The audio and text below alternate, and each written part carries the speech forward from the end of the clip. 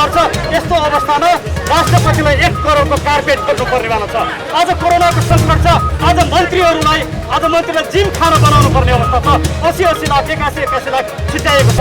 आज कोरोनाको सङ्कट छ, सम्पूर्ण व्यवसाय बन्द छ। आज करतिर नतिरे म शुल्क लगाउँछु, जरिवाना लगाउँछु भनेर अर्थमन्त्री बनिरहेका छन्। के यो राष्ट्रघाती काम होइन? यदि राष्ट्रघाती काम गर्ने यो सरकार उचित छ भने हामी नागरिकले भन्नुपर्छ, हामी तिमीलाई नो भन्छौँ, हामी यो सरकारले नो भन्छौँ। हाम्रो लडाइँ यो सरकारसँग हो, हाम्रो लडाइँ अमेरिकासँग होइन, हाम्रो लडाइँ हाम्रो सरकारसँग हो। राष्ट्रवादी सरकार हुनुपर्छ, प्रगतिशील सरकार हुनुपर्छ, लोकतान्त्रिक सरकार हुन्छ, देशभक्त सरकार हुनुपर्छ। 60 लाख दलितलाई हेपियो भनिएको छ, यहाँ 60 जना दलित उपस्थित हुनुहुन्न। यो भनेको के हो? सबै बिकिसकेको छन्। दलको टोकरीभित्र तपाईँ हामी बिकिसकेको छौँ। पत्रकार दलको, शिक्षक दलको, मजदुर दलको, सम्पूर्ण निकायमा दलका प्रतिनिधिहरू छन्। यस्तो भयो भनेदेखि देश कसरी विकास हुन्छ?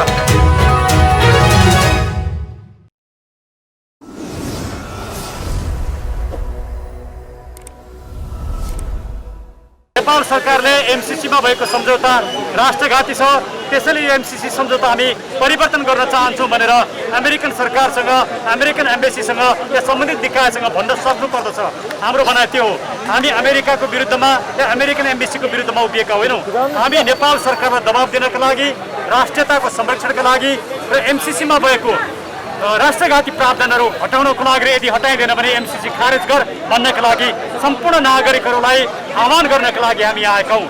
त्यसैले यो विरोध चाहिँ कहिलेसम्म गर्ने, कहिलेसम्म हामी सडकमै उत्रिने, कहिले सदनलाई बाध्य नपार्ने एमसीसी मुर्दाबाद, अमेरिकै जा एमसीसी भन्नलाई बाध्य पार्ने मिति कति लाग्ला? बाध्य पार्नका लागि जबसम्म सम्पूर्ण नेपाली नागरिकहरूलाई पाउँदैन तबसम्म बाध्य हुँदैन।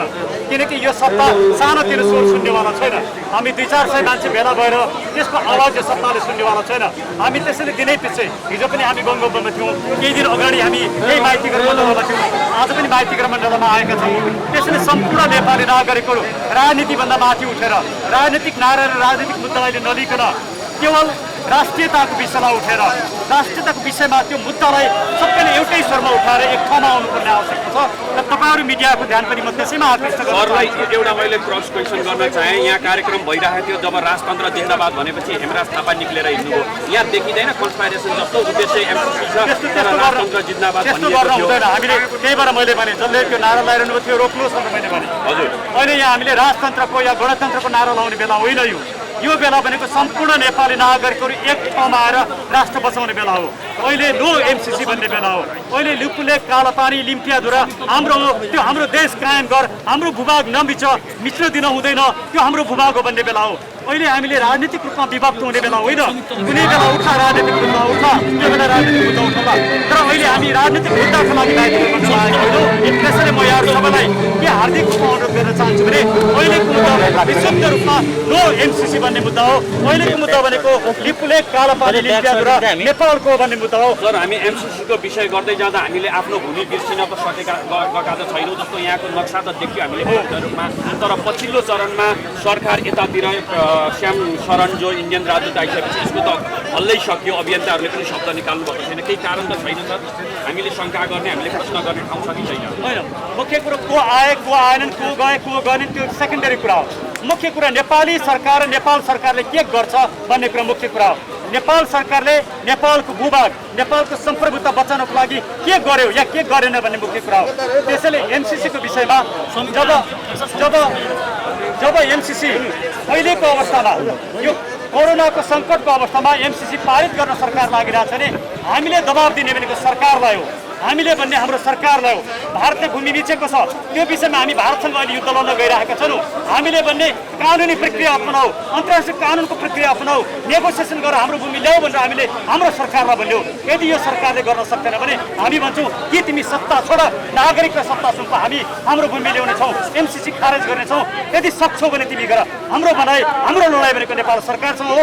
हाम्रो लडाइँ अमेरिकासँग पनि होइन, हाम्रो लडाइँ इन्डियासँग पनि होइन।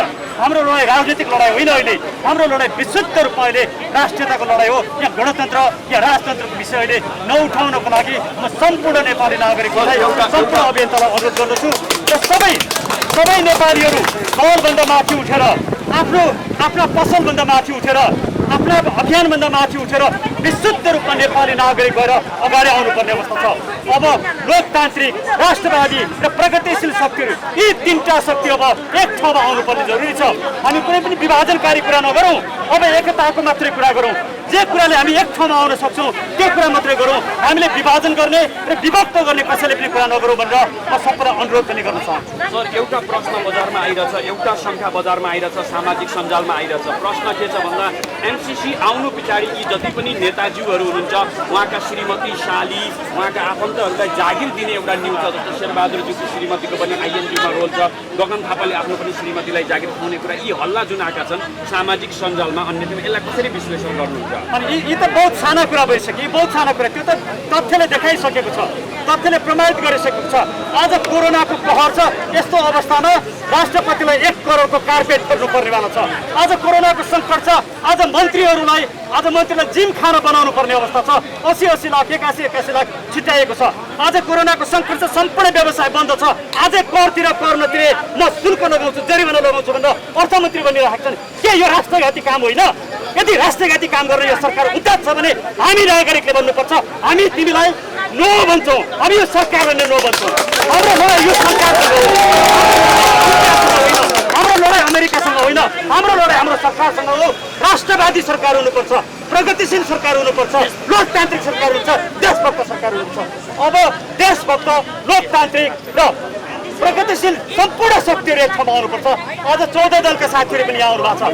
हामी को कम्युनिस्ट, को काङ्ग्रेस, को पार्टी भन्ने कुरा होइन, अब नेपाली मात्रै हो। हामी नेपालवादी मात्रै हो, हाम्रो दृष्टि नेपाल मात्रै हो। त्यसैले नेपाल बचाउनु छ भने हामी विभक्त नहौँ। म सम्पूर्ण साथीहरूलाई भन्छु, यहाँ भएका सम्पूर्ण साथीहरूलाई आउनुहोस् एकै ठाउँमा उभिएर यो आन्दोलन गरौँ, एकै ठाउँमा उभिएर सरकारलाई घुँडाट देखाउँ। अब हामी को हौँ भन्ने कुरा बिर्सौँ, हामी केवल नेपाली नागरिक मात्रै हौँ, राष्ट्रभक्त, देशभक्त, प्रगतिशील, लोकतान्त्रिक नागरिक मात्रै हौँ। यहाँलाई अधिकारीजीलाई एउटा मैले प्रश्न गरेँ। हिजो यहाँले आज एमसिसी विरुद्धको मोर्चा लिएर छातीमा आउनुभएको छ, तर हिजो इन्डियालाई ज्ञापन पत्र जाँदा तपाईँले चुनाव दिएको, तपाईँले भोट दिएको सरकारले एउटा ज्ञापन पत्र पनि तपाईँलाई दिन दिएन। यसलाई कसरी हेर्नुहुन्छ तपाईँ? यो तपाईँको सबैभन्दा पहिला भारतीय राजदूतावासको निकृष्ट र अति घृणित कार्य भन्न चाहन्छु म। हामीले चिनिया राजदूतावासमा 14 दलको मार्फतबाट चाहिँ ज्ञापन पत्र बुझाउन गयौँ। चिनिया राजदूतावासले चाहिँ सहर्ष रूपमा चाहिँ हाम्रो चाहिँ ज्ञापन पत्र बुझेको अवस्था छ, तर हामी त्यस पश्चात हाम्रो चाहिँ 3 बजेको कार्यक्रममा भारतीय राजदूतावासमा चाहिँ ज्ञापन पत्र बुझाउन जाँदाखेरि नेपालको प्रहरी प्रशासनले हामीले चाहिँ निकै दमनका साथ चाहिँ रोकेको अवस्था छ र हामीलाई जान दिएन, हामीलाई चाहिँ त्यो ज्ञापन पत्र बुझाउन पनि दिएन। अझ म त के भन्छु भने मैले त सेक्रेटरीसँग, इन्डियन एम्बेसडरको सेक्रेटरीसँग फोनमा पनि कुराकानी गरेँ। उहाँहरूको तपाईँ चाहिँ रोचकता हुनुहुन्थ्यो, तर नेपाल सरकार तपाईँको चाहिँ यति प्रशासनिक ढङ्गमा चाहिँ यति दमनको ढङ्गले चाहिँ उपस्थित भयो कि हामीले त्यो गेटबाट चाहिँ भित्र जान दिएन र हामी चाहिँ बाहिर उपस्थित गऱ्यौँ। हामीले धर्ना बस्यौँ। कतिजना जानुभएको थियो तपाईँहरू पार्टीबाट, केबाट जानुभएको थियो? हामी संयुक्त 14 दलको संयुक्त राजनीतिक गठबन्धनबाट गएका छौँ। 14 दलको संयुक्त राजनीतिक गठबन्धनमा सबैभन्दा प्रमुख लिडरसिप भनेको पूर्व उप प्रधानमन्त्री सीपी मैनालीको थियो, सीपी मैनालीको टिम थियो।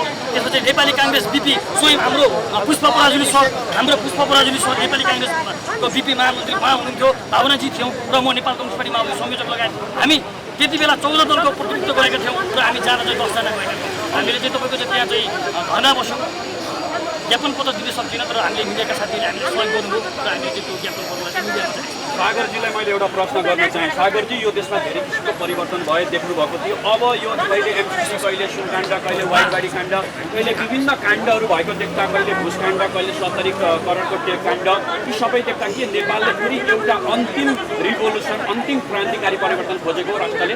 एकदमै म तपाईँलाई सम्झाउन चाहन्छु, 62-63 को आन्दोलनमा यही ठाउँमा टायर बालेको मान्छे हो म, यही ठाउँमा ढुङ्गा प्रहार गरेको मान्छे हो म। यो दिन देख्नको लागि मैले 62-63 को आन्दोलनमा मैले टायर र ढुङ्गा बालेको थिइनँ। यो दिन देख्नको लागि मैले त्यो च्याना आउती दिएर त्यो आन्दोलनमा म घुमिएको थिइनँ। आज मैले हानेको प्रत्येक इँटाको, मैले बालेको प्रत्येक टायरको हिसाब किताब लिनका लागि म यो ठाउँमा उभिएको छु। अब हरेक ती नेपाली नागरिकहरूले तपाईँले त्यो गरेको आन्दोलनको फल प्राप्त गर्नु छ भनेदेखि यी राष्ट्रघातीहरूलाई कसरी बाहिर निकाल्ने भन्ने कुरामा अब हामी अघि बढ्नुपर्छ। अहिले हिजोको दिनमा हामीलाई सिकाइयो सामन्तवादको किल्ला भत्काउनुपर्छ भनेर, अब आज हामी सिकाउँदैछौँ यी ती नव सामन्तवादहरू जुन बलुवाटारमा र कोटेश्वरमा बसेका छन् तिनीहरूको किल्ला भत्काउनुपर्छ, अनि मात्र नेपाली जनताले शान्तिको साथ हेर्दै गर्नु होला। अहिले म म सामन्तवादलाई भत्काउँछु भन्नेहरू आज नव सामन्तवाद भएका छन्। तिनै प्रचण्डहरू आज महलमा बसेका छन्, तिनै केपिएलहरू आज महलमा बसेका छन्, तिनै शेरबहादुर देउवाहरू आज बुला नीलकण्ठमा 100 रोपनी जग्गामा बसेका छन्। तिनीहरूलाई थुटेर जबसम्म तपाईँले माइतीघर मण्डलामा ल्याएर झुन्ड्याउनुहुन्न तबसम्म यो देशले न्याय पाउने छैन। तसर्थ तपाईँले भन्नुभएको अघिको प्रश्नमा हो, नागरिकले खोजेका छन्, नयाँ विकल्प खोजेका छन्, त्यो विकल्पमा जाने नागरिकले विकल्प दिनु पर्यो। हामीले आह्वान गरेको छौँ, तपाईँ सम्पूर्ण नेपाली नागरिकहरूले अब दलको टोपी खोल्नुहोस्। तपाईँ सर्वप्रथम नेपाली हुनुहोस्।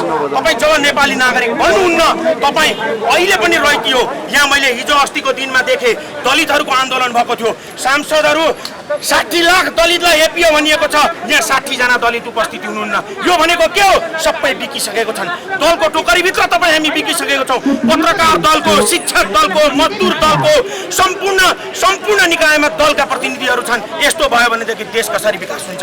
जब तपाईँ विरोध गर्न गलतको विरोध गर्नका लागि तपाईँ खुट्टा कमाउनुहुन्छ भने तपाईँ नागरिक होइन, तपाईँ दास हो। त्यो दलको दासत्वबाट तपाईँ जबसम्म बाहिर निस्कनुहुन्न, त्यो नेपाली नागरिकले त्यो दासत्वबाट उम्किँदै गर्दा भोलि आफ्नो आउने छोराछोरी सन्ततिलाई पनि अझ दास बनाउँदै जान्छ। तसर्थ तपाईँ हामी दासत्वबाट मुक्त हुने हो भने यो एमसिसी ठुलो कुरो होइन, यहाँ त देश रहन्छ कि रहँदैन भन्ने ठुलो कुरो हो। प्रश्न एमसिसी आयो डराउनु पर्दैन, प्रश्न देश रहन्छ कि रहँदैन भन्ने हो।